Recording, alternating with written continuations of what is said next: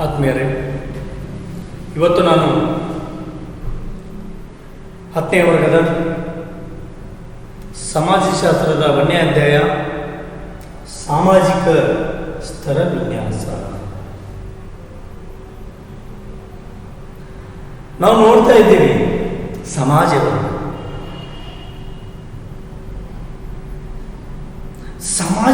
ನೋಡಬೇಕಾದ್ರೆ ನೂರಾರು ಥರ ವಿಭಿನ್ನವಾದ ವಿಚಾರಗಳನ್ನು ಕೂಡ ಅಧ್ಯಯನ ಮಾಡ್ತೀವಿ. ಹಿಂದಿನ ಅವಧಿಯಲ್ಲಿ ನೈಜದ ಕುಟುಂಬವನ್ನು ಅಧ್ಯಯನ ಮಾಡಿದ್ವಿ, ಅವಿಭಕ್ತ ಕುಟುಂಬ, ಕೇಂದ್ರೀಕೃತ ಕುಟುಂಬವನ್ನು ಅಧ್ಯಯನ ಮಾಡಿದ್ವಿ, ಕುಟುಂಬದಾಗ ಯಾವ ರೀತಿ ಭಾವನಾತ್ಮಕ ಸಂಬಂಧಗಳಿರ್ತವೆ ಅನ್ನೋದು ಕೂಡ ಅಧ್ಯಯನ ಮಾಡಿದ್ವಿ. ಹಾಗಾದರೆ ಸಾಮಾಜಿಕವಾಗಿ ಸ್ತರ ವಿನ್ಯಾಸ ಏನಿದೆ ಅನ್ನುವಂಥದ್ದು, ಈ ಒಂದು ಸಾಮಾಜಿಕ ಸ್ತರ ವಿನ್ಯಾಸವನ್ನು ನಾವು ಅಧ್ಯಯನವನ್ನು ಮಾಡಬೇಕಾದ್ರೆ ಪ್ರಥಮವಾಗಿ ಸಾಮಾಜಿಕ ಸ್ತರ ವಿನ್ಯಾಸ ಅಂದರೆ ಏನು ಅನ್ನುವಂಥದ್ದು. ಸಾಮಾಜಿಕ ಸ್ತರ ವಿನ್ಯಾಸವು ಸಮಾಜದ ವಿಭಿನ್ನತೆಯ ಒಂದು ವಿಧವಾಗಿದೆ.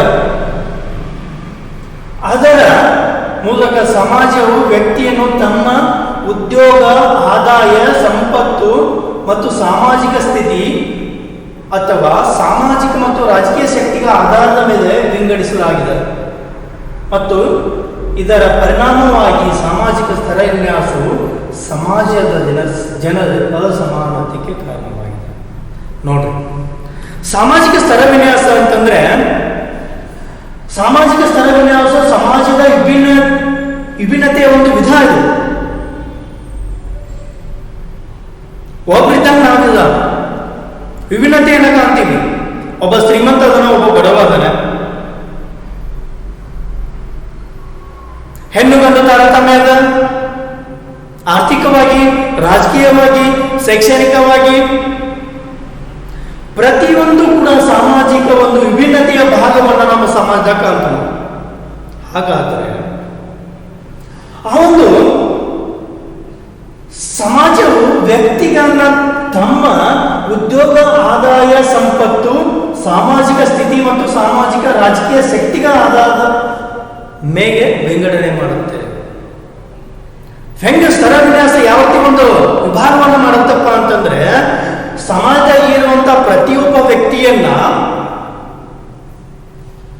ಅವನ ಉದ್ಯೋಗ, ಅವನ ಆದಾಯ, ಬರುವಂತ ಆದಾಯ ಏನದ, ಅವನ ಸಂಪತ್ತೇನದ, ಸಾಮಾಜಿಕ ಸ್ಥಿತಿಗತಿಗಳು ಏನದಾವೆ, ಅವನ ರಾಜಕೀಯ ಶಕ್ತಿಗನುಗುಣವಾಗಿ ಅವನನ್ನ ಈ ಸಮಾಜ ವಿಂಗಡಣೆ ಮಾಡುತ್ತೆ. ಉದಾಹರಣೆಯಾಗಿ ಮುನ್ಸಿಪಾಲಿಟಿ ಕಸ ಹೊಡೆಯುವಂತವ್ರು ಒಂಥರ ಟ್ರೀಟ್ ಮಾಡ್ತಾರೆ, ಒಬ್ಬ ಅಧಿಕಾರಿನ ಇನ್ನೊಂದು ತರ ಟ್ರೀಟ್ ಮಾಡ್ತಾರೆ. ಸಾಮಾಜಿಕ ಸ್ತರ ವಿನ್ಯಾಸದ ಒಂದು ಉದಾಹರಣೆ.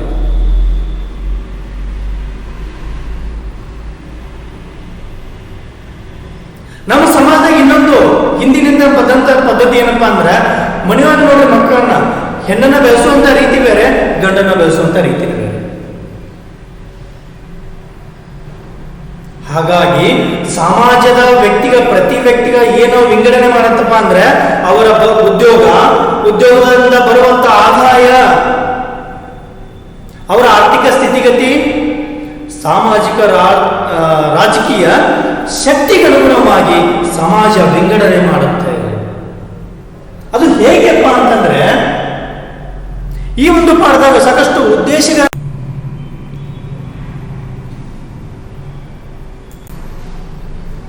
ನೋಡಿ, ಈ ಅಧ್ಯಾಯದ ಸಾಕಷ್ಟು ವಿಷಯವನ್ನು, ಪರಿಕಲ್ಪನೆಗಳನ್ನು ನಾವು ಅಧ್ಯಯನ ಮಾಡ್ತೀವಿ. ಅವು ಯಾವಪ್ಪ ಅಂದ್ರೆ, ಒಂದನೇದು ಸಾಮಾಜಿಕ ಅಸಮಾನತೆ.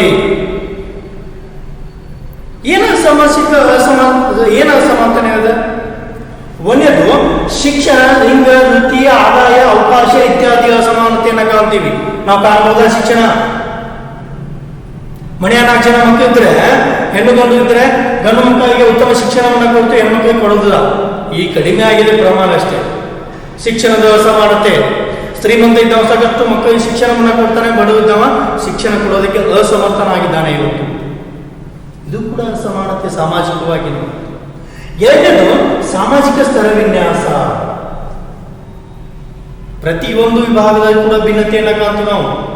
ಹೀಗಾಗಿ ಸಾಮಾಜಿಕ ಸ್ಥಳ ವಿನ್ಯಾಸವನ್ನು ಕಾಣ್ತೀವಿ. ಮೂರನೇದು ಅಸ್ಪೃಶ್ಯತೆ, ಸಾಮಾಜಿಕ ಒಂದು ಪಿಡುಗು ಅಸ್ಪೃಶ್ಯತೆ. ಪುರಾತನ ಕಾಲದಿಂದ ಕೂಡ ಬಂದದ. ವರ್ಣ ಪದ್ಧತಿ, ಬ್ರಾಹ್ಮಣ, ಕ್ಷತ್ರಿಯ, ವೈಶ್ಯ, ಶೂದ್ರ, 4 ವರ್ಣ ಪದ್ಧತಿಯನ್ನು ಕಾಣ್ತಿದ್ದೀವಿ. ವೇಷ ಅಂದ್ರೆ ಸಮಾಜದ ಕಟ್ಟಕಡೆಯ ಪದ್ಧತಿ, ಇದು ವ್ಯಕ್ತಿ ಅಂತ ಕರಿತೀವಿ. ಸಮಾಜದ ಹೀನ ಕೆಲಸವನ್ನ ಮಾಡುವಂತ, ಶುಚಿತ್ವವನ್ನು ಮಾಡುವಂತ. ಹೀಗಾಗಿ ಸಮಾಜದ ಒಂದು ಪಿಡುಗಾಗಿ ಅಸ್ಪೃಶ್ಯತೆ ಭಾಗವಾಗಿ ಇವತ್ತು ಬಂದದ. ಇವತ್ತು ಸಾಕಷ್ಟು ಅಸ್ಪೃಶ್ಯತೆಯನ್ನ ನಿಗ್ರಹಿಸುವಂತ ಕಾಯ್ದೆಗಳು ಬಂದಿದ್ದಾವ. ಅವನನ್ನ ಒಂದೊಂದಾಗಿ ನೆಕ್ಸ್ಟ್ ಅಧ್ಯಯನ ಮಾಡ್ತಾ ಹೋಗೋಣ. ನೆಕ್ಸ್ಟ್ ಅಸ್ಪೃಶ್ಯತಾ ನಿವಾರಣಾ ಕಾನೂನು ಕ್ರಮಗಳೇನು, ಅಸ್ಪೃಶ್ಯತೆ ನಿವಾರಣೆಗೆ ಕಾನೂನು ಕ್ರಮಗಳು ಯಾವ್ದಿದಾವ, ಆ ಕಾನೂನು ಕ್ರಮಗಳನ್ನ ಯಾವ ರೀತಿ ಅಧ್ಯಯನ ಮಾಡಬೇಕು ಅನ್ನೋದು ಕೂಡ ನೆಕ್ಸ್ಟ್ ಅಧ್ಯಯನ ಮಾಡ್ತಾ ಹೋಗೋಣ. ಸಾಮಾಜಿಕ ಅಸಮಾನತೆ ಒಳಗ ವ್ಯಕ್ತಿಗಳು ಸಮಾಜದಲ್ಲಿ ವಿವಿಧ ಲಕ್ಷಣಗಳ ಆಧಾರದೊಳಗೆ ಲಿಂಗ ಆಗಿರ್ಬೋದು, ಗಂಡು ಹೆಣ್ಣು ಆಗಿರ್ಬೋದು, ಜಾತಿ, ವೃತ್ತಿ, ವರ್ಗ ಮತ್ತು ಜನಾಂಗ ಇತ್ಯಾದಿ ಶ್ರೇಣೀಕರಣಗೊಂಡಿರುತ್ತಾರೆ ಎನ್ನುವುದನ್ನ ಸಾಮಾಜಿಕ ಅಸಮಾನತೆ ಎನ್ನುವುದು ಸ್ಪಷ್ಟವಾಗಿ ಸೂಚನೆ ಕೊಡುತ್ತೆ ನಮ್ಗೆ. ಏನಪ್ಪಾ ಅಂದ್ರೆ ಸಾಮಾಜಿಕ ಅಸಮಾನತೆ ಅಂತಂದ್ರೆ ಏನು, ವ್ಯಕ್ತಿಗಳ ಸಮಾಜದ ವಿವಿಧ ಲಕ್ಷಣಗಳ ಆಧಾರ, ನನ್ನ ಕೆಲಸಕ್ಕೆ ನನ್ನ ವೃತ್ತಿಗನುಗುಣವಾಗಿ ನನ್ನ ಲಕ್ಷಣಗಳು ಬರ್ತವೆ. ಸಮಾಜದಾಗ ನಾವು ಮಾಡುವಂತ ವೃತ್ತಿ, ಕುಂಬಾರ ಗಡಿಗೆನ ಮಾಡುವಂತವನು ಕುಂಬಾರ, ಕಟಿಂಗ್ ಮಾಡುವಂತವನು ಚೌರಿಕ, ಪಾಠ ಬೋಧನೆ ಮಾಡುವಂತವ ಶಿಕ್ಷಕ. ಈ ರೀತಿ ನಾವು ಮಾಡುವಂತ ಕಾಯಕ ಅದರ ಲಕ್ಷಣ ಆಧಾರಕ್ಕನುಗುಣವಾಗಿ ಅವನನ್ನ ಸಮಾಜದಾಗ ಅಸಮಾನತೆಯಿಂದ ಕೂಡಿದ. ಅದು ಈ ಭಾಗ ಏನಪ್ಪಾ ಅಂದ್ರೆ ಗಂಡು ಹೆಣ್ಣು, ಲಿಂಗ ಅವನದು ಗಂಡು ಹೆಣ್ಣು, ಗಂಡು ಹೆಚ್ಚು ಹೆಣ್ಣು ಹೆಚ್ಚು. ಹಿಂದೆ ನೋಡ್ರಿ ಹೆಣ್ಣಿಗೆ ಶಿಕ್ಷಣವನ್ನ ಕೊಡ್ತಿದ್ದಿಲ್ಲ, ಮನು ಹೇಳಿದ ಹೆಣ್ಣು ಸ್ವಾತಂತ್ರ್ಯಕ್ಕೆ ಅರ್ಹತೆ ಇಲ್ಲ ಅಂತ ಹೇಳಿದ. ಹಾಗಾಗಿ ಎರಡನೇದು ಜಾತಿ. ಭಾರತದ ಜಾತಿ ಒಂದು ಹಾಸುವಕ್ಕಾಗಿದೆ. ಇವತ್ತು ಭಾರತ ಸಂವಿಧಾನ ಹೇಳುತ್ತೆ ಜಾತ್ಯತೀತ ರಾಷ್ಟ್ರ ಭಾರತ ಒಂದು ಅಂತ. ಆದರೆ ಜಾತಿ ಆಧಾರಿತವಾಗಿ ಪ್ರತಿಯೊಂದು ವಿಷಯಗಳು ನಮ್ಮ ದೇಶದಾಗ ನಡೆಯಾಕತ್ತಾವ. ಇವತ್ತೊಂದು ಮಗುವಿನ ಅಡ್ಮಿಷನ್ ಮಾಡ್ಬೇಕಾದ್ರೂ ಕೂಡ ಕೊಟ್ಟಿರ್ತೀವಿ ಜಾತಿ, ಉಪಜಾತಿ, ಧರ್ಮ, ಜಾತಿ. 2800ಕ್ಕಿಂತ ಹೆಚ್ಚಿಗೆ ಜಾತಿ ಉಪಜಾತಿಗಳನ್ನ ಕಾಣ್ತೀವಿ ನಾವು ಭಾರತ ದೇಶದಾಗ. ಹಿಂದೂ, ಕ್ರೈಸ್ತ, ಮುಸ್ಲಿಂ, ಬೌದ್ಧ, ಸಿಖ್, ಸಾಕಷ್ಟು ಉಪಜಾತಿಗಳು. ಕುಂಬಾರ, ಕಂಬಾರ, ಚಮ್ಮಾರ, ಬಡಿಗ, ರೆಡ್ಡಿ, ಮುಸ್ಲಿಮ್ಸ್ ಪಿಂಜಾರ, ಸಾಕಷ್ಟು ಉಪಜಾತಿಗಳನ್ನು ಕೂಡ ನಾವು ಕಾಣ್ತೇವೆ. ಇದು ಕೂಡ ಒಂದು ಅಸಮಾನತೆ. ವೃತ್ತಿ, ಕೆಲಸ ಕಾರ್ಯವನ್ನು ಮಾಡುವಂಥದ್ದು ಕೂಡ ಅದೇ ಅಸಮಾನತೆ ಇದೆ. ಪ್ರತಿಯೊಬ್ಬರು ತಮ್ಮ ಉದ್ಯೋಗಕರನ್ನು ಕೆಲಸವನ್ನ ಮಾಡಿದ್ರು ಕೂಡ ಅದೇ ಅಸಮಾನತೆಯನ್ನ ಕಾಣ್ತೀವಿ. ಒಂದು ಆಫೀಸ್ ನೋಡ್ರಿ ನೀವು, ಅದು ಕೂಡ ಅಸಮಾನತೆ. ವರ್ಗ, ಮೇಲ್ವರ್ಗ, ಕೆಳವರ್ಗ, ಸಮಾಜದಾಗ ನೋಡ್ರಿ ಅಸಮಾನತೆ ಎಷ್ಟರ ಮಟ್ಟಿಗೆ ಪರಿಣಾಮವನ್ನ ಬೀರಿದೆ ಅಂತಂದ್ರೆ ಅಸಮಾನತೆ. ವರ್ಗ, ಅವ್ ಮೇಲ್ವರ್ಗದವನು, ಇವ್ ಕೆಳವರ್ಗ, ಇದು ಕೂಡ ಒಂದು ಸಮಸ್ಯೆ. ಮತ್ತು ಜನಾಂಗ, ಕರಿ ಜನಾಂಗ, ಬೇರೆ ಜನಾಂಗ, ಯುರೋಪ್, ಅಮೇರಿಕದಲ್ಲಿ ನಡ್ತಕ್ಕಂಥ ಸಮಸ್ಯೆಗಳಾಗಿರ್ಬೋದು, ಸಾಕಷ್ಟು ಈ ಒಂದು ಸಾಮಾಜಿಕ ಅಸಮಾನತೆಯನ್ನು ಕೂಡ ನಾವು ಆನಂತರ ಆದಾಯದ ಮೂಲ, ಶಿಕ್ಷಣ, ವೃತ್ತಿ, ಅವಕಾಶ, ಆರೋಗ್ಯ, ಸೌಲಭ್ಯ, ರಾಜಕೀಯ ಪ್ರತಿನಿಧಿತ್ವ ಮತ್ತು ಭಾಗವಹಿಸುವಿಕೆ. ಹಾಗಾಗಿ ಸಾಮಾಜಿಕ ಅಸಮಾನತೆ ಅನ್ನೋದು ಹೀಗಾಗಿ ಇರುವ ಅಸಮಾನ ಸಾಮಾಜಿಕ ಅವಕಾಶದ ಪ್ರತಿಫಲ ಅಂತ ಕರೀತೀವಿ. ಇದು ಸಾಮಾಜಿಕ ರಚನೆಯನ್ನ, ವಸ್ತುಗಳನ್ನ, ಆದಾಯವನ್ನ, ಅವಕಾಶಗಳನ್ನ, ಪುರಸ್ಕಾರಗಳನ್ನ, ಸ್ಥಾನಗಳನ್ನ ಅಸಮಾನವಾಗಿ ದೊರಕುವಂತೆ ಮಾಡುವ ಮೂಲಕ ಮುಂದುವರಿತಾ ಇದೆ. ನಮ್ಮ ಸಮಾಜದಾಗ ಹೆಂಗಿದೆ ಅಂತಂದ್ರೆ ಸಾಮಾಜಿಕ ರಚನೆಯಾದ ವಸ್ತುಗಳನ್ನು, ಆದಾಯವನ್ನು, ಅವಕಾಶಗಳನ್ನು, ಪುರಸ್ಕಾರಗಳನ್ನು, ಸ್ಥಾನಗಳನ್ನು ಅಸಮಾನವಾಗಿ ದೊರಕ್ತಾ ಇದೆ. ಇದು ಒಂದು ಸಮಸ್ಯೆಯಾಗಿ ಪರಿಣಮಿಸ್ತಾ ಇದೆ. ಅದರ ಜೊತೆಗೆ ಸಾಮಾಜಿಕ ಸೇವಾ ಕ್ಷೇತ್ರಗಳಾದ ಸಾರ್ವಜನಿಕ ಆರೋಗ್ಯ ಶಿಕ್ಷಣ, ಸಾಮಾಜಿಕ ರಕ್ಷಣೆ ಮತ್ತು ಸಾಮಾಜಿಕ ನ್ಯಾಯಾಂಗವನ್ನು ಕಡೆಗಣನೆ ಮಾಡುವ ಮೂಲಕ ಬಡವರಿಗೆ ಅವಕಾಶ ಇಲ್ಲದಂತಾಗಿದೆ. ಇವತ್ತು ಮೇಲ್ವರ್ಗದವರು ಅಥವಾ ಅಧಿಕಾರಶಾಹಿತ್ವವನ್ನು ಹೊಂದಿದಂಥವ್ರು ಏನು ಮಾಡ್ತಾರೆ, ಬಡ ಜನಾಂಗಕ್ಕೆ ಇವೆಲ್ಲವನ್ನ ಆರೋಗ್ಯ, ಶಿಕ್ಷಣ, ಸಾಮಾಜಿಕ ರಕ್ಷಣೆಯನ್ನು ವಂಚಿತರನ್ನಾಗಿ ಮಾಡಿ ಸಾಮಾಜಿಕ ಅಸಮಾನತೆಗೆ ಇದೊಂದು ಕಾರಣ ಆಗಿದೆ ಅಂತ ನಾವು ಹೇಳಬೇಕಾಗುತ್ತೆ. ಹೀಗಾಗಿ ನಮ್ಮ ರಾಷ್ಟ್ರದ ಸಂಪತ್ತು ಶ್ರೀಮಂತರ ಕಡೆ ಒಂದು ಶೇಖರಣೆ ಆಗುವಂಥ ಒಂದು ಅವಕಾಶ ಆಗಿದೆ. ಭಾರತದ ವ್ಯವಸ್ಥೆಯನ್ನು ತೆಗೆದುಕೊಂಡಾಗ ಬಡತನ ಮತ್ತು ಶ್ರೀಮಂತ ಈ ರೀತಿ ಒಂದು ವರ್ಗವನ್ನು ನಾವು ಕಾಣ್ತೀವಿ. ನೆಕ್ಸ್ಟ್ ಶಿಕ್ಷಣ ಮತ್ತು ಅಸಮಾನತೆ. ನೋಡ್ರಿ, ಶಿಕ್ಷಣವು ಸಮಾನತೆ, ಸಮಾನ ಭಾಗವಹಿಸುವಿಕೆ, ಸಮಾನ ಅವಕಾಶ ಮತ್ತು ಸಾಮಾಜಿಕ ನ್ಯಾಯದ ಮಹತ್ವದ ಬದಲಾವಣೆ ತರುವಲ್ಲಿ ಆಶ್ಚರ್ಯವಾಗುವ ಶಕ್ತಿಯನ್ನು ಹೊಂದಿರುತ್ತದೆ. ಈ ಅರ್ಥದ ಶಿಕ್ಷಣವನ್ನು ಸಾರ್ವಜನಿಕ ಒಳಿತಿಗಾಗಿ ಸರ್ಕಾರವು ಎಲ್ಲ ಮಕ್ಕಳಿಗೂ ಸಮಾನವಾಗಿ ನೀಡಿರುತ್ತದೆ. ನೋಡ್ರಿ, ನಮ್ಮ ಸಂವಿಧಾನ ಹೇಳುತ್ತೆ 6ರಿಂದ 14ನೇ ವಯಸ್ಸಿನ ಮಗುವಿಗೆ ಉಚಿತ ಮತ್ತು ಕಡ್ಡಾಯ ಶಿಕ್ಷಣವನ್ನು ನೀಡಬೇಕು ಅಂತ. ಅದು ನೀಡ್ತಾ ಇದೆ ಇವತ್ತು. ಆದರೂ ಕೂಡ ಎಷ್ಟೋ ಶಿಕ್ಷಣದಿಂದ ವಂಚಿತರಾಗಿ ಹೊರಬಂದಂಥ ಮಕ್ಕಳನ್ನು ಕೂಡ ಕಾಣ್ತೀವಿ ನಾವು. ಅವರ ಬಡತನ ಆಗಿರ್ಬೋದು, ಹಸಿವು ಆಗಿರ್ಬೋದು, ನೂರಾರು ಸಮಸ್ಯೆಗಳಿಂದ ಇವತ್ತು ಶಿಕ್ಷಣದಿಂದ ವಂಚಿತರಾಗಿ ಮಕ್ಕಳು ಹೊರಬರುತ್ತಾ ಇದ್ದಾರೆ. ಇದು ಕೂಡ ಸಾಮಾಜಿಕ ಶಿಕ್ಷಣ ಮತ್ತು ಅಸಮಾನತೆಯ ಒಂದು ಸೂಚನೆಯನ್ನು ಕೊಡುತ್ತೆ. ನೋಡ್ರಿ, ಶಿಕ್ಷಣವು ಸಾಮಾಜಿಕ ನ್ಯಾಯದ ಉದ್ದೇಶವನ್ನ ಮತ್ತು ನಮ್ಮ ಸಂವಿಧಾನದ ಪ್ರಸ್ತಾವನೆ, ರಾಜ್ಯ ನೀತಿ ನಿರ್ದೇಶಕ ತತ್ವ ಹೇಳುತ್ತೆ. ಏನಪ್ಪಾ ಅಂತಂದ್ರೆ ಈ ಒಂದು ಶಿಕ್ಷಣ ಪ್ರತಿಯೊಬ್ಬರಿಗೆ ಕಡ್ಡಾಯ ಅಂತ ತತ್ವ ಹೇಳುತ್ತೆ. ನಮಗೆ ಸಂವಿಧಾನದ 39ನೇ ವಿಧಿ ಏನು ಹೇಳ್ತಪ್ಪ ಅಂದ್ರೆ ಸಾಮಾಜಿಕ ನ್ಯಾಯ ಜನರ ಅಭಿವೃದ್ಧಿ ಅವಕಾಶವನ್ನು ಕುರಿತು ತಿಳಿಸುತ್ತದೆ. 39ನೇ ಒಂದು ವಿಧಿ ಏನು ಹೇಳುತ್ತಪ್ಪ ಅಂತಂದ್ರೆ ಸಾಮಾಜಿಕ ನ್ಯಾಯ ಜನರ ಅಭಿವೃದ್ಧಿಯ ಅವಕಾಶವನ್ನ, ಪ್ರತಿಯೊಬ್ಬರಿಗೆ ಸಾಮಾಜಿಕ ನ್ಯಾಯವನ್ನು ಒದಗಿಸಿಕೊಡಬೇಕು. ಸಂವಿಧಾನ ಹೇಳುತ್ತಾ, ಯಾರೋ ಹೇಳ್ತಕ್ಕಂಥದ್ದು ಇದು ಸಂವಿಧಾನ ನಮಗೆ. ಹಾಗೇನೆ ಸಂವಿಧಾನದ 45ನೇ ವಿಧಿ ಏನು ಹೇಳ್ತಂದ್ರೆ ನಿರ್ದಿಷ್ಟವಾಗಿ 14 ವರ್ಷದ ಒಳಗಿನ ಪ್ರತಿ ಮಗುವಿಗೆ ಉಚಿತ ಕಡ್ಡಾಯ ಶಿಕ್ಷಣವನ್ನು ನೀಡಬೇಕು. ನೋಡ್ರಿ, ಸಂವಿಧಾನದ 45ನೇ ವಿಧಿ ನಮ್ಗೆ ಏನೇನು ಸ್ಪಷ್ಟವಾಗಿ ಹೇಳ್ತಂದ್ರೆ 14ನೇ ವಯಸ್ಸಿನ ಒಳಗಿನ ಮಗುವಿಗೆ ಉಚಿತ ಮತ್ತು ಕಡ್ಡಾಯ ಶಿಕ್ಷಣವನ್ನ ನಾವು ನೀಡಬೇಕಾಗುತ್ತೆ. ಉಚಿತ ಕಡ್ಡಾಯ ಶಿಕ್ಷಣವನ್ನ ಜಾರಿಗೆ. ಅನಂತರ ಸಂವಿಧಾನದ 86ನೇ ತಿದ್ದುಪಡಿಯ ನಂತರ 6ರಿಂದ 14ನೇ ವಯಸ್ಸಿನ ಮಗುವಿಗೆ ಉಚಿತ ಮತ್ತು ಕಡ್ಡಾಯ ಶಿಕ್ಷಣವನ್ನ ಒದಗಿಸುವ ಮೂಲಭೂತ ಹಕ್ಕನ್ನಾಗಿ ಪರಿಗಣಿಸಿದ್ದಾರೆ. 85ನೇ ವಿಧಿ ಏನು ಹೇಳ್ತಪ್ಪ ಅಂದ್ರೆ 14ನೇ ವಯಸ್ಸಿನ ಒಳಗಿನ ಮಗುವಿಗೆ ಉಚಿತ ಕಡ್ಡಾಯ ಶಿಕ್ಷಣ ನೀಡಬೇಕು. ಅದನ್ನ 86ನೇ ತಿದ್ದುಪಡಿ, ಸಂವಿಧಾನದ 86ನೇ ತಿದ್ದುಪಡಿ ಏನನ್ನ ಹೇಳ್ತಂದ್ರೆ 6ರಿಂದ 14ನೇ ವಯಸ್ಸಿನ ಮಗುವಿಗೆ ಉಚಿತ ಕಡ್ಡಾಯ ಶಿಕ್ಷಣವನ್ನ ನೀಡಬೇಕು. ಇದು ಮಕ್ಕಳ ಮೂಲಭೂತ ಹಕ್ಕು ಎಂದು ಸಂವಿಧಾನ ವಿಧಿ 21A ಸ್ಪಷ್ಟಪಡಿಸಲಾಗಿದೆ. 21A ವಿಧಿ ಸ್ಪಷ್ಟಪಡಿಸಲಾಗಿದೆ. ಏನಪ್ಪಾ ಅಂದ್ರೆ ಶಿಕ್ಷಣ ಮಕ್ಕಳ ಮೂಲಭೂತ ಹಕ್ಕು ಅಂತ. ಹಾಗೇನೆ ಸಂವಿಧಾನದ 45ನೇ ವಿಧಿ 6 ವರ್ಷದ ಒಳಗಿನ ಎಲ್ಲ ಮಕ್ಕಳಿಗೆ ಶೈಶವ ವ್ಯವಸ್ಥೆಯ ರಕ್ಷಣೆ, ಶೈಕ್ಷಣಿಕ ಅವಕಾಶವನ್ನ ತಿಳಿಸುತ್ತದೆ. ಅಂದ್ರೆ 6 ವರ್ಷದ ಒಳಗಿನ ಮಕ್ಕಳಿಗೆ ಯಾವ ರೀತಿ ಸರ್ಕಾರ ಅಥವಾ ಒಂದು ಕಾನೂನು ಅವರನ್ನು ಪೋಷಿಸಬೇಕು ಅಥವಾ ಶೈಶವ ವ್ಯವಸ್ಥೆಯ ಮಗುವನ್ನ ಯಾವ ರೀತಿ ಪಾಲನೆ ಮಾಡಬೇಕು ಅನ್ನುವಂಥ ವಿಚಾರವನ್ನ ಈ ಒಂದು ಕಾಯ್ದೆ ಆಕ್ಟ್ ನಮಗೆ ಮಾಹಿತಿಯನ್ನು ಕೊಡುತ್ತೆ. ಸಂವಿಧಾನದ ಪರಿಚಯದ 19ನೇ ಏನು ಹೇಳ್ತಂದ್ರೆ ವಾಕ್ ಮತ್ತು ಅಭಿವ್ಯಕ್ತಿ ಸ್ವಾತಂತ್ರ್ಯ ಹಕ್ಕು ಪ್ರತಿಯೊಬ್ಬರ ಮೂಲಭೂತ ಹಕ್ಕಾಗಿದೆ. 19 ನಮ್ಗೆ ಏನು ಹೇಳ್ತಂದ್ರೆ ಪ್ರತಿಯೊಬ್ಬರು ಮಾತನಾಡುವಂಥದ್ದು, ಸ್ವತಂತ್ರವನ್ನ ವಿಚಾರವನ್ನ ವ್ಯಕ್ತಪಡಿಸುವಂತ ಒಂದು.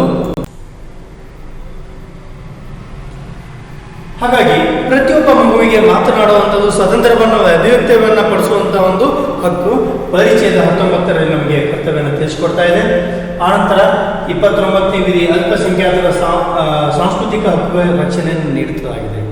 ಅಂದ್ರೆ ಸಂವಿಧಾನದ 29ನೇ ವಿಧಿ ನಮ್ಗೇನು ಹೇಳ್ತಂದ್ರೆ ಅಲ್ಪಸಂಖ್ಯಾತರ ಸಾಂಸ್ಕೃತಿಕ ಹಕ್ಕುಗಳಿಗೆ ರಕ್ಷಣೆಯನ್ನ ನೀಡಲಾಗುತ್ತೆ. ಹಾಗಾಗಿ 30ನೇ ವಿಧಿ, ಅಲ್ಪಸಂಖ್ಯಾತರು ಶೈಕ್ಷಣಿಕ ಸಂಸ್ಥೆಗಳನ್ನು ಸ್ಥಾಪಿಸುವ ವಿಶೇಷವಾದ ಅವಕಾಶವನ್ನು ನೀಡಲಾಗಿದೆ. ನೋಡ್ರಿ, ಸರ್ಕಾರ ಹೆಂಗಿದೆ ಅಂದರೆ, ಕಾನೂನು ಹೆಂಗಿದೆ ಅಂತಂದ್ರೆ, ಸಾಮಾಜಿಕವಾಗಿ ಕೆಳಗಿರುವಂಥ ಸಮುದಾಯಗಳ ಮೇಲೆತ್ತುವ ಒಂದು ಉದ್ದೇಶವನ್ನು ಇಟ್ಟುಕೊಂಡು, ಹಾಗೆ 30ನೇ ವಿಧಿ ಏನು ಹೇಳ್ತಪ್ಪ ಅಂದ್ರೆ, ಅಲ್ಪಸಂಖ್ಯಾತರು ಸಾಮಾಜಿಕವಾಗಿ ಅಲ್ಪಸಂಖ್ಯಾತರು ಶೈಕ್ಷಣಿಕ ಸಂಸ್ಥೆಯನ್ನು ಸ್ಥಾಪಿಸೋದಕ್ಕೆ ವಿಶೇಷವಾದ ಅವಕಾಶವನ್ನ ಅವರಿಗೆ ಒದಗಿಸಿಕೊಡಲಾಗಿದೆ. ಅನಂತರ ಸಂವಿಧಾನ 46ನೇ ವಿಧಿ ಏನಂತಂದ್ರೆ, ಸರ್ಕಾರವು ಹಿಂದುಳಿದ ಜನರ, ಅದರಲ್ಲೂ ಪರಿಶಿಷ್ಟ ಜಾತಿ ಪರಿಶಿಷ್ಟ ಪಂಗಡಗಳ ಶೈಕ್ಷಣಿಕ ಆಸಕ್ತಿಗೆ ಬೆಂಬಲವನ್ನು ನೀಡಬೇಕು. ಸಂವಿಧಾನದ 46ನೇ ಒಂದು ವಿಧಿ ಏನಾಗುತ್ತಪ್ಪ ಅಂದ್ರೆ, ಸಾಮಾಜಿಕವಾಗಿ ಹಿಂದುಳಿದ ಜನರ, ಪರಿಶಿಷ್ಟ ಜಾತಿಯಾಗಿರ್ಬೋದು, ಪರಿಶಿಷ್ಟ ಪಂಗಡದ ಒಂದು ಜನರ ಶೈಕ್ಷಣಿಕ ಆಶೆಗಳಿಗೆ ಬೆಂಬಲ ನೀಡುವಂತ ಒಂದು ಅಭಿವೃದ್ಧಿಪಡಿಸುವಂತ ಸರ್ಕಾರದ ಜವಾಬ್ದಾರಿಯಾಗಿದೆ ಅಂತ ನಾವು ಹೇಳಬೇಕಾಗುತ್ತೆ. ಅದರ ಜೊತೆಗೆ ಸರ್ವೋಚ್ಚ ನ್ಯಾಯಾಲಯವು ಸಂವಿಧಾನದ ವಿಧಿ 21ರ ಮಾಹಿತಿ ಏನಪ್ಪಾ ಅಂದ್ರೆ, ಜೀವಿಸುವ ಹಕ್ಕು ಶಿಕ್ಷಣದ ನೆಲೆಯಲ್ಲಿ ಅರ್ಥೈಸುವುದು. ಅಂದ್ರೆ ಜೀವಿಸ್ತೀವಂದ್ರೆ ಅವರಿಗೆ ಕಡ್ಡಾಯವಾಗಿ ಶಿಕ್ಷಣವನ್ನ ಒದಗಿಸಿಕೊಡಬೇಕು ಅನ್ನುವಂಥ ವಿಚಾರವನ್ನ ವಿಧಿ 21 ಮಾಹಿತಿಯನ್ನು ನಮಗೆ ಕೊಡುತ್ತೆ. ಅತ್ಯಂತ ಮಹತ್ವದಾಗಿದೆ ಅಂತ ಹೇಳ್ಬೋದು. ನಮ್ಮ ಸರ್ವೋಚ್ಚ ನ್ಯಾಯಾಲಯವು ಶಾಲಾ ಶಿಕ್ಷಣವನ್ನ ಮೂಲಭೂತ ಹಕ್ಕು ಎಂದು ಘೋಷಿಸುವುದರ ಮುಖಾಂತರ ಎಲ್ಲ ಪ್ರಯತ್ನಗಳಿಗೆ ಒಂದು ಹೊಸ ತೀರ್ವನ್ನ ನೀಡಲಾಗಿದೆ ಅಂತ ನಾವು ಹೇಳಬೇಕಾಗುತ್ತೆ. ಹಾಗೆಯೇ 1993ರಲ್ಲಿ ಉನ್ನಿ ಕೃಷ್ಣನ್ ವರ್ಚಸ್ ಆಂಧ್ರ ಪ್ರದೇಶ ಸರ್ಕಾರವು ಮೂಕದಮ್ಮಿಗೆ ಸಂಬಂಧಿಸಿದಂತಹ ಸುಪ್ರೀಂ ಕೋರ್ಟಿನ ತೀರ್ಪು 21A ವಿಧಿಯಲ್ಲಿ 6ರಿಂದ 14ನೇ ವಯಸ್ಸಿನ ವಯೋಮಿತಿಯವಾಗಿನ ಎಲ್ಲ ಮಕ್ಕಳಿಗೆ ಉಚಿತ ಮತ್ತು ಕಡ್ಡಾಯ ಶಿಕ್ಷಣ ನೀಡುವುದನ್ನು ಮೂಲಭೂತ ಹಕ್ಕು ಎಂದು ತಿಳಿಸಲಾಗಿದೆ. ಆಂಧ್ರ ಸರ್ಕಾರ ವರ್ಚಸ್ ಉನ್ನಿ ಕೃಷ್ಣನ್ ಸಮಿತಿ 1993ರಾಗ ಏನು ಮಾಡ್ತೀವಿ ಅಂದರೆ, ಸುಪ್ರೀಂ ಕೋರ್ಟ್ ಒಂದು 21A ಒಂದು ವಿಧಿಗೆ ಅನುಗುಣವಾಗಿ ಸ್ಪಷ್ಟವಾದ ಒಂದು ತೀರ್ಪನ್ನು ನೀಡಿತು. ಏನಪ್ಪಾ ಅಂದರೆ, 6ರಿಂದ 14ನೇ ವಯಸ್ಸಿನ ಮಗುವಿಗೆ ಉಚಿತ ಕಡ್ಡಾಯ ಶಿಕ್ಷಣವನ್ನು ನೀಡುವಂಥ ಹಕ್ಕು ಇದು ಮಗುವಿನ ಮೂಲಭೂತ ಹಕ್ಕು ಎಂದು ಪ್ರತಿಪಾದನೆ ಮಾಡಲಾಯಿತು. ಅನಂತರ ಈ ತೀರ್ಪಿನ ವಿಚಾರವನ್ನು ಇಟ್ಟುಕೊಂಡು ಅಂಗನವಾಡಿಯಿಂದ ಉನ್ನತ ಶಿಕ್ಷಣ, ವೃತ್ತಿಪರ ಶಿಕ್ಷಣವೂ ಸೇರಿದಂತೆ ಎಲ್ಲವೂ ಸಮಗ್ರ ಸಂಯುಕ್ತ ದೃಷ್ಟಿಕೋನದಿಂದ ನೋಡಬೇಕು ಹೊರತು ಯಾವುದೇ ವಿಚಾರವನ್ನು ಮಾಡುವಂತಿಲ್ಲ. ಇದು ಜೀವಿಸುವ ಹಕ್ಕಿನ ಭಾಗವಾಗಿದೆ. ಹಾಗೆಯೇ ಇದು ಶೈಕ್ಷಣಿಕ ಕ್ಷೇತ್ರ ಅಸಮಾನತೆಯನ್ನು ಹೆಚ್ಚಿಸುವಂಥ ಕಾನೂನಾತ್ಮಕ ಅವಕಾಶಗಳನ್ನು ಇದು ಕೂಡ ಹೆಚ್ಚಳ ಮಾಡ್ತಾ ಇದೆ.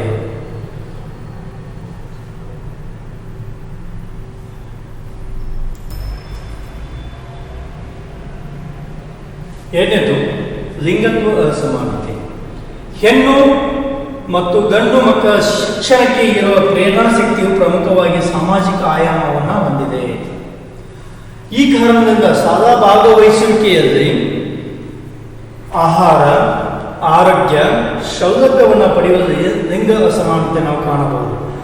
2015-16 ರಾಷ್ಟ್ರೀಯ ಕುಟುಂಬ ಆರೋಗ್ಯ ಸಮೀಕ್ಷೆ ಏನನ್ನು ಹೇಳುತ್ತಪ್ಪ ಅಂತಂದ್ರೆ, HS4 ಮಾಹಿತಿ ಪ್ರಕಾರ ಕರ್ನಾಟಕದ ಗ್ರಾಮೀಣ ಪ್ರದೇಶ 24.3% ಸ್ತ್ರೀಯರು, ನಗರ ಪ್ರದೇಶ 16.2% ಸ್ತ್ರೀಯರು ಬಾಡಿ ಮಾಸ್ ಸೂಚಿ ಅಂದ್ರೆ BMI ಅಂದ್ರೆ ಕನಿಷ್ಠ ಮಟ್ಟಕ್ಕಿಂತ ಕಡಿಮೆ ತೂಕವನ್ನು ಹೊಂದಿದ್ದಾರೆ. ಇದು ಕೂಡ ಹೆಣ್ಣು ಮಕ್ಕಳ ಆರೋಗ್ಯ ಒಂದು ದೃಷ್ಟಿಯನ್ನು ಇಟ್ಟುಕೊಂಡು ನಾವು ಮಾತಾಡಬೇಕಾಗುತ್ತೆ. ಒಂದು ಬಾಡಿಯ ಮಾಸ್ ಸೂಚಿಯನ್ನು ನಾವು ಅಥವಾ HS ಒಂದು ಪ್ರಕಾರ ಹೆಣ್ಣು ಮಕ್ಕಳ ಒಂದು ಬಾಡಿ ಮಾಸ್ ಸೂಚಿಯನ್ನು ಅಥವಾ ಅವರ ಒಂದು ವಿಚಾರವನ್ನು ಅಧ್ಯಯನ ಮಾಡಬೇಕಾದ್ರೆ BMI ಕನಿಷ್ಠ ಮಟ್ಟಕ್ಕಿಂತ ಕಡಿಮೆ ತೂಕವನ್ನು ಹೊಂದಿದ್ದಾರೆ. 6ರಿಂದ 56 ತಿಂಗಳ ಒಂದು ಮಕ್ಕಳ 60.9% ಮಕ್ಕಳು ರಕ್ತಹೀನತೆಯಿಂದ ಹೊಂದಿದ್ದಾರೆ. ನೋಡ್ರಿ, ಸಾಮಾಜಿಕ ವ್ಯವಸ್ಥೆವಾಗಿ ನಾವು ಹೆಣ್ಣು ಮಕ್ಕಳ ಒಂದು ಆರೋಗ್ಯ ದೃಷ್ಟಿಯನ್ನು ಇಟ್ಟುಕೊಂಡು ಲಿಂಗತ್ವ ಒಂದು ನೋಡ್ರಿ, ಗರ್ಭಿಣಿಯರು 45.2% ಸ್ತ್ರೀಯರು ರಕ್ತಹೀನತೆಯಿಂದ ಬರ್ತಾರೆ. ಅಂದರೆ ನಮ್ಮಲ್ಲಿ ಹೆಣ್ಣು ಮಕ್ಕಳಿಗೆ ಆರೋಗ್ಯ ಸಮಸ್ಯೆ ಎಷ್ಟಾಗಿ ಅಥವಾ ಲಿಂಗತ್ವದ ಸಮಸ್ಯೆ ಎಷ್ಟಾಗ್ತಿದೆ ಅಂತಂದರೆ ಅದನ್ನು ನಾವು ನಮ್ಮ ಕರ್ನಾಟಕದ ಯಾದಗಿರಿ, ರಾಯಚೂರು ಕೆಲವೊಂದು ಹಿಂದುಳಿದ ಏರಿಯಾಕ್ಕೆ ಹೋದರೆ ಮಕ್ಕಳ ರಕ್ತಹೀನತೆ ಮತ್ತು ಗರ್ಭಿಣಿಯರ ಒಂದು ಸಾವು ನೋವುಗಳನ್ನು ಕಂಡ್ರೆ ಗೊತ್ತಾಗುತ್ತೆ ನಮಗೆ. ಸಾಕಷ್ಟು ಈ ಒಂದು ಸಮಸ್ಯೆಯನ್ನು ನಾವು ಕಾಣಬಹುದಾಗಿದೆ. 45.2% ರಕ್ತಹೀನತೆಯಿಂದ ಇವತ್ತು ಸಾಮಾಜಿಕ ಸಮಸ್ಯೆಗಳನ್ನು ನಾವು ಕಾಣ್ತೀವಿ.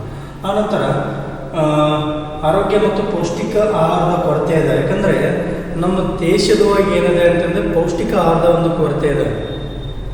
ಗರ್ಭಿಣಿಯಾದಂಥ ತಾಯಿಗೆ ಇವತ್ತು ಸರ್ಕಾರ, ರಾಜ್ಯ ಹಾಗೂ ಕೇಂದ್ರ ಸರ್ಕಾರಗಳು ಕೂಡ ಪೌಷ್ಟಿಕಯುತವಾದಂಥ ಆಹಾರ ವಿತರಣೆ ಮಾಡುವಂಥ ಕ್ರಮವನ್ನು ಕೈಗೊಂಡಿದೆ. ಅಷ್ಟಾದರೂ ಕೂಡ ಭ್ರಷ್ಟಾಚಾರ ನೂರಾರು ಕಾರಣಗಳಿಂದ ಏನಾಗ್ತಾ ಇದೆ, ಸರಿಯಾಗಿ ಮೂಡ್ತಾ ಇದೆ ಇವತ್ತು. ಹೀಗಾಗಿ ಗರ್ಭಿಣಿಯರ ಸಾವು ನೋವು, ರಕ್ತಹೀನತೆಯಿಂದ ಸಾವು ಆಗುವಂಥದ್ದು ಸಾಕಷ್ಟು ಪ್ರಮಾಣ ಹೆಚ್ಚಾಗ್ತಾ ಇದೆ. ಹಾಗೆಯೇ ಹುಟ್ಟಿದಂಥ ಮಕ್ಕಳು ಸಾಕಷ್ಟು ಅಂಗವೈಕಲ್ಯದಿಂದ ಹುಟ್ಟುವಂಥ ಮಕ್ಕಳನ್ನು ಕೂಡ ನಾವು ಕಾಣಬಹುದಾಗಿದೆ. ಹಾಗೆಯೇ ಸಾಮಾಜಿಕ ಲಿಂಗತ್ವ ಈ ಒಂದು ಸಾಮಾಜಿಕ ನೂರಾರು ಸಮಸ್ಯೆಗಳನ್ನು ಹೊಂದಿದೆ ಅಂತ ನಾವು ಹೇಳ್ತೀವಿ. ಆನಂತರ ಎರಡನೇದಾಗಿ ಸಾಮಾಜಿಕ ಸ್ತರ ವಿನ್ಯಾಸ. ಇವಂದರೆ ಸಮಾಜದ ಇರುವಂಥ ಸದಸ್ಯರನ್ನು ಮೇಲು ಮತ್ತು ಕೆಲವು ಶ್ರೇಷ್ಠ ಮತ್ತು ಕನಿಷ್ಠ ಎಂದು ವರ್ಗೀಕರಿಸಿ ತನ್ನದೇ ಆದಂಥ ಒಂದು ವಿಭಿನ್ನ ರೀತಿಯಿಂದ ನೋಡುವಂಥ ಒಂದು ವಿಚಾರ ಅಂತ ನಾವು ಕರಿತೀವಿ. ಯಾಕಂತಂದರೆ ಸಾಮಾಜಿಕ ಸ್ತರ ವಿನ್ಯಾಸವು ಸಾಮಾಜಿಕವಾಗಿ ಮನುಷ್ಯನನ್ನ ಮೇಲು ಮತ್ತು ಕೀಳು ಎಂಬ ಭೇದ ಭಾವದಿಂದ ಕಾಣ್ತಾ ಇದೆ. ಹಾಗಾಗಿ ಈ ಸಾಮಾಜಿಕ ಸ್ತರ ವಿನ್ಯಾಸವು ಸಾಮಾಜಿಕ ಮೇಲು ಮತ್ತು ಕೀಳು, ಕನಿಷ್ಠ ಮತ್ತು ಕೀಳು ಎಂಬ ಭಾವನೆಯಿಂದ ಕಾಣ್ತಾ ಇದೆ. ಅವು ಶ್ರೀಮಂತ, ಇವು ಬಡವ, ಆ ರೀತಿ ಒಂದು ಭೇದ ಭಾವದಿಂದ ನೋಡುವಂಥ ಸಾಮಾಜಿಕ ಸ್ತರ ವಿನ್ಯಾಸ ಒಂದು ಹಂತ ಅಂತ ಕರಿತೀವಿ. ಉದ್ಯೋಗದಲ್ಲಾಗಿರ್ಬೋದು, ಬೇರೆ ಬೇರೆ ವಿಭಿನ್ನವಾದಂಥ ಸಾಮಾಜಿಕ ವಿಚಾರವನ್ನ, ಉದ್ಯೋಗ, ಆದಾಯ, ರಾಜಕೀಯ, ಸಾಮಾಜಿಕ, ಆರ್ಥಿಕ ವ್ಯವಸ್ಥೆ, ಅವನ ಕುಟುಂಬದ ಒಟ್ಟು ಆದಾಯ, ಇವನ್ನ ಎಲ್ಲವನ್ನ ಗಣನೆಗೆ ತೆಗೆದುಕೊಂಡು ಸಾಮಾಜಿಕವಾಗಿ ವ್ಯತ್ಯಾಸವನ್ನು ನಾವು ಕಾಣ್ತೀವಿ. ಹಾಗಾದ್ರೆ ಸಾಮಾಜಿಕ ಸ್ತರ ವಿನ್ಯಾಸವು ವರ್ಗೀಕರಿಸಿ ಸಾಮಾಜಿಕ ಸ್ಥಾನ ಮತ್ತು ಪಾತ್ರವನ್ನು ನೀಡುವಂಥ ಒಂದು ಮಾನವ ಸಮಾಜದ ರಕ್ಷಣವಾಗಿ ಇದೊಂದು ಮುಂದುವರಿತಾ ಇದೆ ಅಂತ ನಾವು ಹೇಳ್ತೀವಿ. ನೋಡ್ರಿ, ಮೇಲ್ಜಾತಿ, ಮಧ್ಯಮ ಜಾತಿ, ಕೆಳಜಾತಿ, ಈ ರೀತಿ ಒಂದು ವ್ಯವಸ್ಥೆನ ನಾವು ಇವತ್ತು ಕೂಡ ನಮ್ಮ ಸಮಾಜದಲ್ಲೂ ಕೂಡ ಕಾಣ್ತೀವಿ. ಸಮಾನತೆ ಅದ ನಮಗೆ.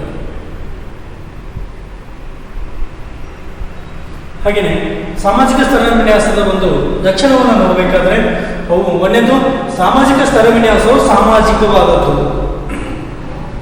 ಸಾಮಾಜಿಕ ಸ್ತರ ವಿನ್ಯಾಸ ಸಾಮಾಜಿಕವಾದದ್ದು ವ್ಯಕ್ತಿಯ ದೈಹಿಕ ಗುಣಗಳನ್ನು ಆಧರಿಸಿ ನಿರ್ಧರಿಸಲಾಗಿದೆ. ಸಾಮಾಜಿಕ ಮಾನ್ಯತೆ ಮತ್ತು ಪ್ರಾಮುಖ್ಯತೆಗಳ ಆಧಾರದಿಂದ ನಿರ್ಧಾರವನ್ನು ಮಾಡುತ್ತೆ.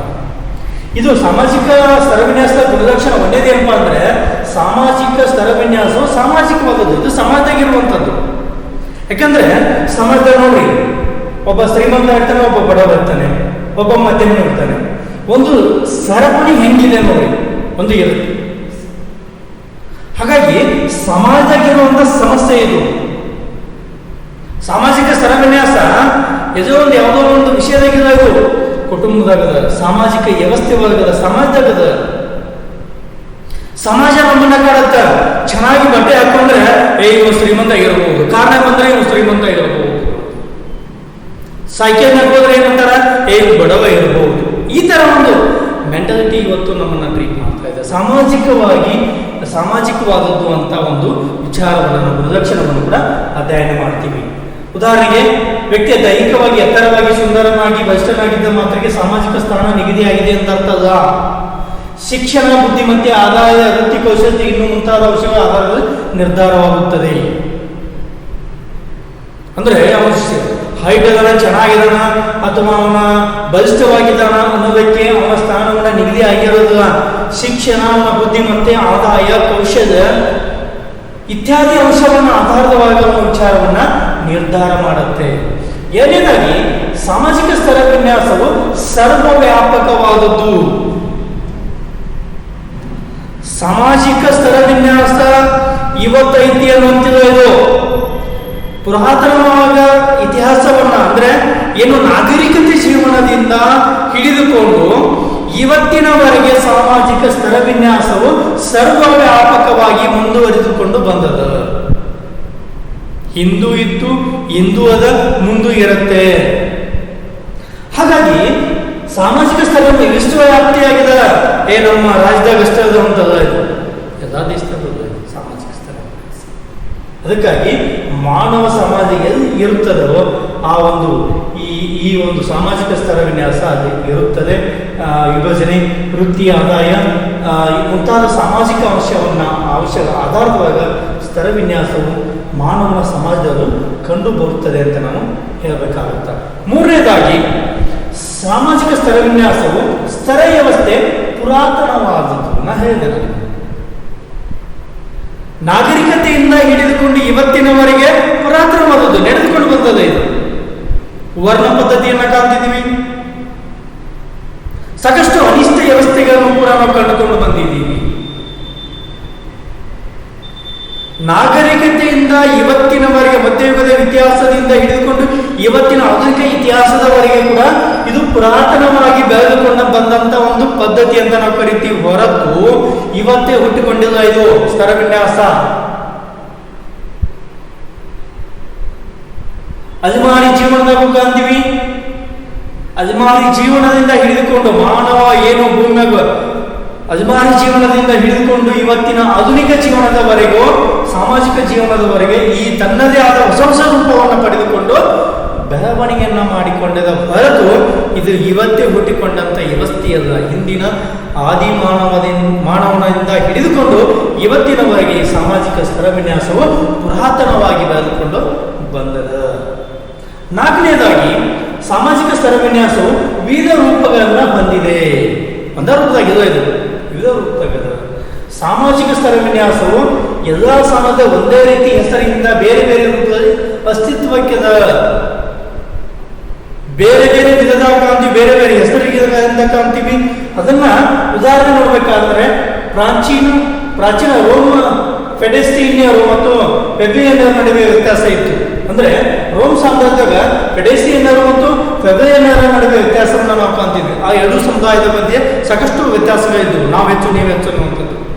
ಸಾಕಷ್ಟು ಪೂಜೆ ಪುರಸ್ಕಾರಗಳ ವ್ಯತ್ಯಾಸ ಇದ್ದು, ಪದ್ಧತಿಗಳ ವ್ಯತ್ಯಾಸವಿದ್ದು. ಹಾಗಾಗಿ ಇದು ಒಂದು ತರ. ಭಾರತದಲ್ಲಿ ತೆಗೆದುಕೊಂಡಾಗ ಕರ್ಮ ಸಿದ್ಧಾಂತದ ಆಧಾರದಲ್ಲಿ ಬ್ರಾಹ್ಮಣ, ಕ್ಷತ್ರಿಯ, ವೈಶ್ಯ, ಶೂದ್ರ ಎಂದು 4 ಸಾಮಾಜಿಕ ವಿಂಗಡಣೆ. ನಾನು ಫಸ್ಟ್ ಹೇಳ್ತಾ ಇದ್ದೀನಿ, ನಮ್ಮ ವ್ಯವಸ್ಥೆ ಯಾಕೆ ಇಷ್ಟು ಸಮಸ್ಯೆಯಾಗಿ ಕೂಡಿದೆ ಹಿಂದೂ ಅಂತಂದ್ರೆ ವರ್ಣ ಪದ್ಧತಿಗೆ ಅನುಗುಣವಾಗಿ ಜೀವನವನ್ನು ಮಾಡಿದ್ವಿ. ನಾವು ವರ್ಣ ಪದ್ಧತಿಗೆ ಅನುಗುಣವಾಗಿ ಕಾಯಕವನ್ನು ಮಾಡ್ತಿದ್ದೀವಿ. ಯಾವ ರೀತಿ ಅಂದ್ರೆ ಬ್ರಾಹ್ಮಣ, ಕ್ಷತ್ರಿಯ, ವೈಶ್ಯ, ಶೂದ್ರ 4 ಸಾಮಾಜಿಕ ವಿಂಗಡಣೆ ಮಾಡಿದ್ರು. ಬ್ರಾಹ್ಮಣರು ವೇದ ಉಪನಿಷತ್ತುಗಳನ್ನು ಮಾಡಬೇಕು, ಹೋಮ ಹವನಗಳನ್ನು ಮಾಡಬೇಕು, ಬೋಧಿಸಬೇಕು. ರಾಜ್ಯ ಕ್ಷತ್ರಿಯರಿಗೆ ಬೋಧನೆ ಮಾಡಬೇಕು, ಪೂಜೆ ಪುನಸ್ಕಾರವನ್ನು ಮಾಡಬೇಕು ಮೇಲ್ವರ್ಗ ಸಾಮಾಜಿಕವಾಗಿ. ಏನೇನು ಕ್ಷತ್ರಿಯರು ಸಮಾಜವನ್ನು ರಕ್ಷಣೆ ಮಾಡ್ಕೋಬೇಕು, ಸಮಾಜದ ಪ್ರತಿಯೊಂದು ವಿಚಾರಗಳಲ್ಲಿ ಭಾಗವಹಿಸುವಿಕೆ. ವೈಶ್ಯ, ಶೂದ್ರ ಅಂತೂ ಕೂಡ ಈ 3 ವರ್ಗ ಬಿಟ್ಟಂತ ಹೀನಾಯವಾದ ಕೆಲಸವನ್ನ ಮಾಡ್ತೀವಿ. ಹಾಗಾಗಿ ಈ 4 ಒಂದು ಭಾರತದೊಳಗೆ ಕೂಡ ಒಂದು ಸಾಮಾಜಿಕ ಒಂದು ಪ್ರಕಾರಗಳನ್ನು ಕೂಡ ನಾವು ಕಾಣ್ತೀವಿ. ಸಾಮಾಜಿಕ ಸ್ತರ ವಿನ್ಯಾಸದ ಪ್ರಮುಖ ರೂಪಗಳು ಏನು? 4 ಗುಣಲಕ್ಷಣಗಳನ್ನ ಕಂಡಿದ್ದೀವಿ. ಈಗ ಸಾಮಾಜಿಕ ಸ್ತರ ವಿನ್ಯಾಸದ ಪ್ರಮುಖ ರೂಪಗಳನ್ನು ನೋಡಬೇಕಾದ್ರೆ, ಸಾಮಾಜಿಕ ಸ್ತರ ವಿನ್ಯಾಸವು ಜಗತ್ತಿನಾದ್ಯಂತ ಕಂಡು ಬಂದರೂ ಅದು ಒಂದೇ ರೂಪದಲ್ಲಿ ಇರುವುದಿಲ್ಲ. ಇದು ಸಾಕಷ್ಟು ವಿಭಿನ್ನ ರೂಪಗಳನ್ನು ಹೊಂದಿದೆ. ಬೇರೆ ಬೇರೆ ರಾಜ್ಯ ಅಥವಾ ಬೇರೆ ಬೇರೆ ಜನಾಂಗ, ಕಮ್ಯುನಿಟಿ ಅಥವಾ ವಿಚಾರಗಳು, ಸಮುದಾಯಕ್ಕೆ ಅನುಗುಣವಾಗಿ ಇದು ಬೇರೆ ಬೇರೆ ರೂಪವನ್ನು ಪಡೆದುಕೊಂಡು ಭಿನ್ನತೆಯನ್ನು ಹೊಂದಿದೆ ಅಂತ ನಾವು ಹೇಳ್ತೀವಿ. ಅವುಗಳಂದ್ರೆ ಆದಿವಾಸಿ ಸಮುದಾಯದ ಒಂದು ವಿಚಾರಗಳು ಬೇರೆ ಇರ್ತವೆ, ಅವರ ಆಚಾರಗಳು ಬೇರೆ ಇರ್ತವೆ, ಅವರ ಒಂದು ಪದ್ಧತಿಗಳು ಕೂಡ ಬೇರೆ ಇರ್ತವೆ. ಗುಲಾಮಗಿರಿ ಪದ್ಧತಿ ನೋಡ್ತೀವಿ. ಗುಲಾಮಗಿರಿ ಪದ್ಧತಿ 9ನೇ ತರಗತಿಗೆ 8ನೇ ಅಧ್ಯಾಯವನ್ನು ಅಧ್ಯಯನ ಮಾಡಬೇಕಾದ್ರೆ ಯಾವ ರೀತಿ ಗುಲಾಮಗಿರಿ ಪದ್ಧತಿ ಇತ್ತು ಅನ್ನುವಂಥದ್ದು, ಯಾವ ರೀತಿ ಹಿಂಸೆ ಆಗ್ತಿತ್ತು ಅನ್ನೋದು ಕೂಡ ಅಧ್ಯಯನ ಮಾಡ್ತಿದ್ದೀವಿ. ಎಸ್ಟೇಟ್ ಪದ್ಧತಿ, ಇದು ಕೂಡ ಸಾಕಷ್ಟು ನಮ್ಮ ಎಸ್ಟೇಟ್ ಪದ್ಧತಿನೂ ಕೂಡ ಸಾಕಷ್ಟು ಹೀನಾಯವಾಗಿ ಕೆಲವು ವರ್ಗದವರನ್ನ ದುಡಿಸಿಕೊಳ್ಳುವಂಥ ಒಂದು ಪದ್ಧತಿಯನ್ನು ನಾವು ಕಾಣ್ತೀವಿ. ವರ್ಣ ವ್ಯವಸ್ಥೆ 4 ಹೇಳಿದ್ರೆ ಇಷ್ಟೊತ್ತರ ವರ್ಣ 4 ವರ್ಗಗಳು: ಬ್ರಾಹ್ಮಣ, ಕ್ಷತ್ರಿಯ, ವೈಶ್ಯ, ಶೂದ್ರ, ಈ ಒಂದು ಪದ್ಧತಿ ಮತ್ತು ಜಾತಿ ವ್ಯವಸ್ಥೆ, ಕಾಸ್ಟ್ ಸಿಸ್ಟಮ್, ಇವು ಕೂಡ ಸಾಮಾಜಿಕವಾಗಿ ಅತ್ಯಂತ ಹೀನಾಯವಾದ ಒಂದು ಪದ್ಧತಿ ಅಂತ ನಾವು ಕರಿತೀವಿ. ಇಷ್ಟು ಒಂದು ಸಾಮಾಜಿಕ ಸ್ತರ ವಿನ್ಯಾಸದ ರೂಪಗಳು ಮತ್ತು ಆಯಾಮಗಳಂತ ನಾವು ಕರಿತೀವಿ. ಇನ್ನು ಭಾಗ ಇದರಲ್ಲಿ ಬರ್ತಕ್ಕಂಥದ್ದು 7ನೇದು ಅಸ್ಪೃಶ್ಯತೆ ಏನದ ಅದನ್ನು ಮುಂದಿನ ಅವಧಿ ಕೂಡ ನಾವು ಅಧ್ಯಯನ ಮಾಡೋಣ. ಈ ಒಂದು ಅವಧಿಗೆ ಇಲ್ಲಿವರೆಗೆ ಏನು ಈ ಅವಧಿಯನ್ನು ನಾವು ಸಾಮಾಜಿಕ ಸ್ತರ ವಿನ್ಯಾಸವನ್ನು ಅಧ್ಯಯನ ಮಾಡಿದ್ವಿ. ಇಲ್ಲಿವರೆಗೆ ಪಾಠವನ್ನು ಅಧ್ಯಯನ ಮಾಡಿರಿ. ಮತ್ತೇನಾದರೂ ಸಮಸ್ಯೆಗಳು ಬಂದರೆ ವಾಟ್ಸಪ್ ಗುಂಪಿನ ಮುಖಾಂತರ ಮಾಹಿತಿಯನ್ನು ಕೊಡಿ, ನಾನು ಮಾಹಿತಿಯನ್ನು ಹಂಚಿಕೊಳ್ತೇನೆ. ಧನ್ಯವಾದ.